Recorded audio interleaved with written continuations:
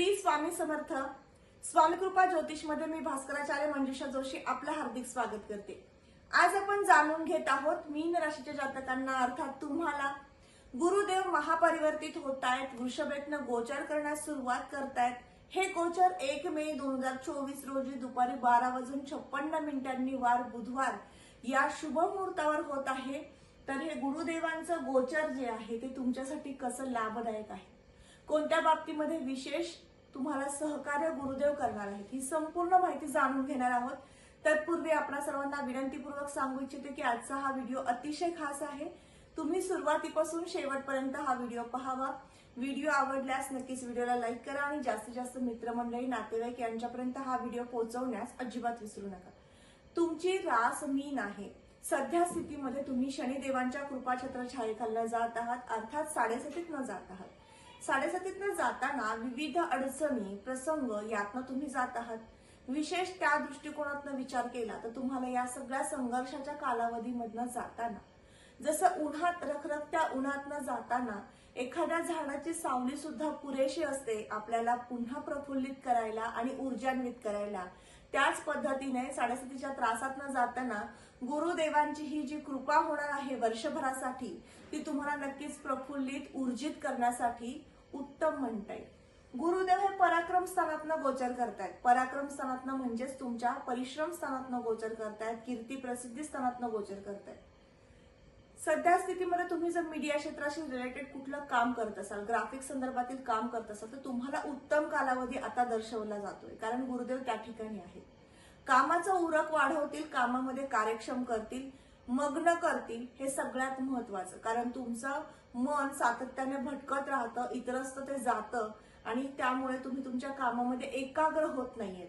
तर नक्कीच आता या 1 मे नंतरचा कालावधी तुम्हाला एकाग्रता वाढवण्यासाठी, यासाठी तुम्हाला महत्वपूर्ण बदल तुमच्या जीवनामध्ये घडून आणण्यासाठी तुम्हाला विशेष कार्यशील करतील. क्रिया तुमची वाढवतील, गती तुमची वाढवतील. त्याबरोबरच या स्थानावरून आपण भावंडांचं सौख्य पाहतो, मित्रमंडळींचं सुख पाहतो. त्या दृष्टीने विचार केला तर तुम्हाला जी मिळणारे मित्रमंडळींचं जे सुख आहे ते मोठ्या प्रमाणात मिळेल. काही अंशी त्यांच्यासोबत जर काही मतभिन्नता असतील, वाद असतील, ते संपुष्टात येतील आणि भावंडांचं सौख्य, मित्रांचं सुख तुम्हाला मोठ्या प्रमाणात प्राप्त करून देते. गुरुदेव हे तृतीय स्थानात जेव्हा येतात त्यावेळेस विशेष तुम्हाला नावलौकिक प्राप्त करून देतात. 7.5 तुम्ही जाताय तर एखाद्या विषयावरनं तुमच्या नावावरती एखादा अपशब्द येणं किंवा तुम्हाला डावललं जाणं, नेग्लेक्ट केलं जाणं सातत्याने घरामध्ये, कुटुंबामध्ये, अशा ज्या काही गोष्टी घडत असतील तर तुम्ही आता काळजी करू नका. गुरुदेव कृपा करतील, तुमच्या कार्याचा ठसा तुम्हाला उमटवण्याची संधी प्राप्त करून देतील.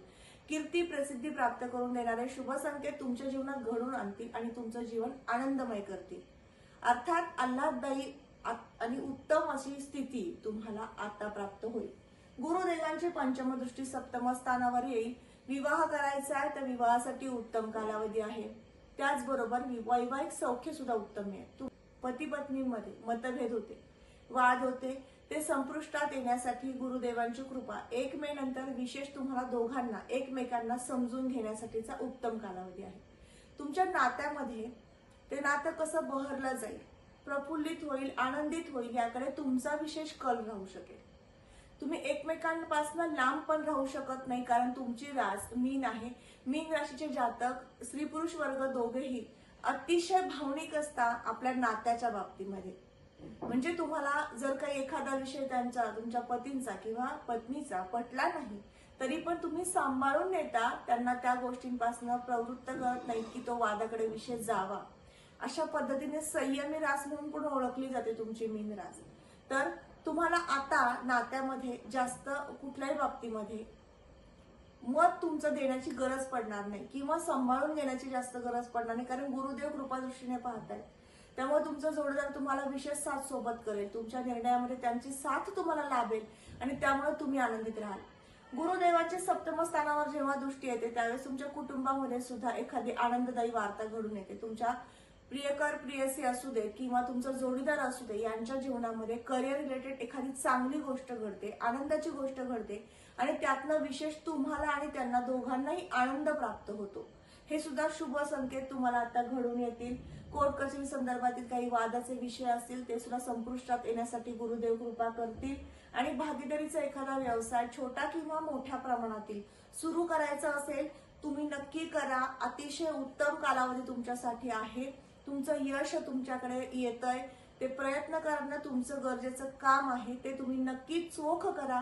तुम्हाला यशस्वी झाल्याशिवाय तुम्ही राहणार नाहीत. गुरुदेव तुमच्यावर विशेष कृपा करणार. गुरुदेवांची सप्तम दृष्टी नवम स्थानावर येणं म्हणजे आपला भाग्योदय घडून येणं असं म्हटलं जातं. भाग्यस्थानावरनं आपण आपलं करिअर पाहतो, त्याचबरोबर आपल्या जीवनामध्ये यश, शुभ संकेत या गोष्टी पाहतो. गुरुदेव अमृत दृष्टीने पाहतायत, स्वतःच्या सप्तम दृष्टीने पाहतायत. तुमचं करिअर नक्कीच घडलं जाईल. तुम्हाला उच्च शिक्षण घ्यायचं असेल तर तुम्हाला उत्तम कालावधी आहे. स्पर्धात्मक परीक्षेची तयारी सुरू करायची आहे, नक्की करा. गव्हर्नमेंट खात्यामध्ये सर्व्हिससाठी प्रयत्न करायचे आहेत, नक्की करा. उत्तम कालावधी तुमच्यासाठी आहे. त्याचबरोबर आध्यात्मिक प्रगती वाढवतील. अध्यात्माशी तुम्ही रिलेटेड कुठलेही कार्य करण्यासाठी स्वतःहून उत्सुक राहाल. ते कार्य तुम्ही अगदी उत्तमरित्या पूर्ण करू शकाल. कारण तुमचा स्वभाव हा देवभोळा सुद्धा आहे. अल्प प्रमाणामध्ये तुम्हाला तुमच्या राशीला असं संबोधलं जातं की खूप श्रद्धाळू किंवा खूप अंधश्रद्धाळू असं पण म्हटलं जातं. पण श्रद्धा केली, निष्ठा ठेवली तर अगदी उत्तम, संपूर्णपणे त्या गोष्टीवरती तुम्ही ठेवता आणि श्रद्धेने ते कार्य पूर्ण करण्यासाठी प्रयत्न करता, झटता. तर त्या दृष्टीने विचार केला तर आध्यात्मिक प्रगतीचा अगदी उत्तम कालावधी तुमच्यासाठी आहे. तुम्ही उपासनेला बसताना तुमचं मन सैरभैर इकडे तिकडे जातं आणि तुमची उपासना होत नाही, तर आता 1 मे पासून तुमची उपासना सातत्याने होत राहील. हे शुभ संकेत येतील.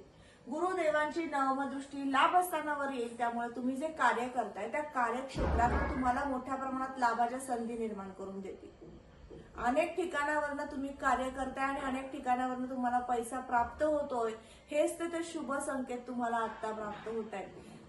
कामामुळे तुमच्या जीवनामध्ये एखाद्या विषयामुळे, कामामुळे जर कुठल्या बाबतीमध्ये नैराश्य आलं असेल तर ते काढून टाकण्यासाठी सुद्धा गुरुदेव जेव्हा लाभस्थानावर दृष्टी देतात त्यावेळेस तुम्हाला विशेष फळ प्राप्त करून देतात.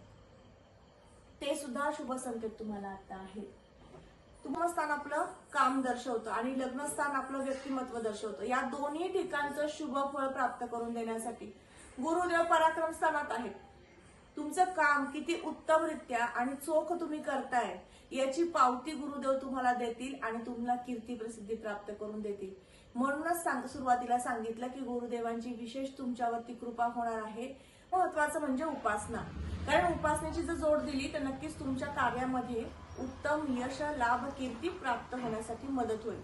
उपासना कोणती करायची आहे तर तुम्ही 7:30 जाताय तर मारुती स्तोत्र तुम्ही दररोज वाचन करा आणि त्यासोबत दर गुरुवारी दत्त मंदिरात जाऊन दर्शन करा. दिगंबरा दिगंबरा श्रीपाद वल्लभ दिगंबरा हा दत्त महाराजांचा जप करा किंवा नवग्रह मंत्रातील गुरुदेवांचा जप सातत्याने करत राहा. म्हणजे तुमच्या कार्यामध्ये यश, लाभ, कीर्ती प्राप्त होऊ शकेल. कामामध्ये कार्यक्षम राहा. पुन्हा भेटूयात अशाच महत्वपूर्ण माहिती सोबत. तोपर्यंत आपली रजा घेते.